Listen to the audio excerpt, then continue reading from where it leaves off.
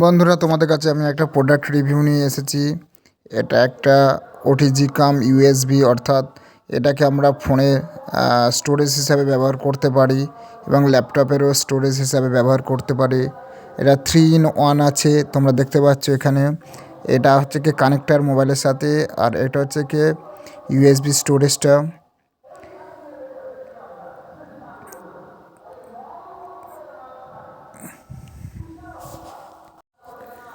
এটা 128 GB storage. তো এমনি অন্য কোম্পানি স্যান্ডিস্ক বল, অন্য কোম্পানির ক্ষেত্রে এটা প্রচুর দাম দেখছিলাম, কিন্তু আমি এটা মিশো থেকে পারচেস করেছি। এটা আমার 290 টাকার কাছাকাছি পড়েছে। চলো তোমাদেরকে দেখিয়ে দিই কীভাবে তোমরা তোমাদের ট্যাব বা ফোন কিংবা ল্যাপটপে কীভাবে বা কম্পিউটার কানেক্ট করবে। তো ল্যাপটপে কম্পিউটার কানেক্ট করা খুব সহজ। এটাকে নিয়ে তোমরা ইউএসবিটাকে নিয়ে হচ্ছে কি ইনসার্ট করে দিলে হয়ে যাবে। কিন্তু ফোনের ক্ষেত্রে তোমাদেরকে কী করতে হবে, যে এক্সট্রা এই পার্টটা দিয়েছে এটার ভেতরে দিতে হবে। দিয়ে তোমাদেরকে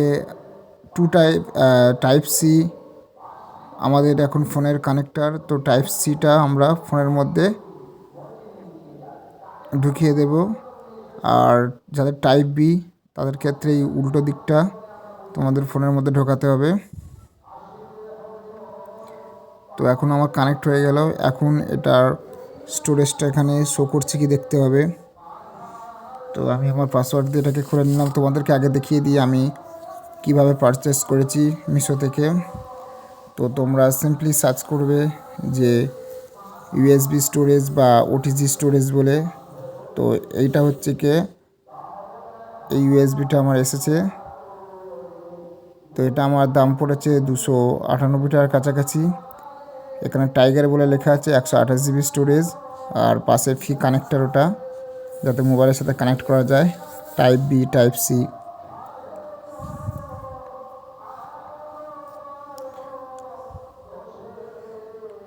তো চলো এবার তোমাদেরকে আমি দেখিয়ে দিই। এখন ইউএসবিটা ইনসার্ট করার পরে আমার এখানে শো করছে না। তো সিম্পলি তোমাদেরকে একটা ছোটো মতন সেটিং করতে হবে। তোমরা প্রথম সেটিংয়ে যাবে। সেটিংয়ে গিয়ে এখানে তোমরা ডেভেলপার অপশানটা তোমাদেরকে অন করতে হবে। তো তার জন্য অ্যাবাউট মাই সেকশানে চলে আসবে। তো এখান থেকে তোমরা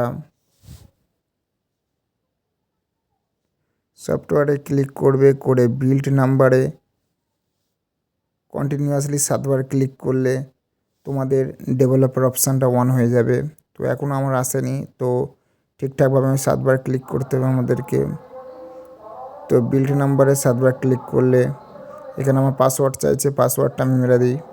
তো পাসওয়ার্ড মারার পরে ওকে করলে ডেভেলপার অপশানটা এখানে অ্যাড হয়ে যাবে। তো এই নিচের ডেভেলপার অপশানে ক্লিক করলে এখানে ইউএসবি সেটিং দেখিয়ে দেবে তোমাদেরকে। সেখান থেকে ইউএসবিটার এই ইউএসবি ডিবার্গিং এটাকে আমরা অন করে দিলাম। এবারে আমাদের ইজিলি ইউএসবিটা শো করবে, অর্থাৎ আমরা এবারে ফাইল ট্রান্সফার করে বা কোনো মুভি ডাউনলোড করে ইউএসবির মধ্যে নিয়ে একটা ফোন থেকে অন্য ফোনে বা ল্যাপটপ থেকে কম্পিউটারে বা কম্পিউটার থেকে ফোনে বা ফোনে থেকে কম্পিউটারে আমরা ইউএসবির মাধ্যমে সেগুলোকে আমরা প্লে করে দেখতে পারি। চলো আরেকবার তোমাদেরকে দেখিয়ে দিই। তোমরা প্রথমে ইউএসবি কানেক্টরটা ইনসার্ট করার পরে তোমরা সিম্পলি ফাইলসে চলে যাবে।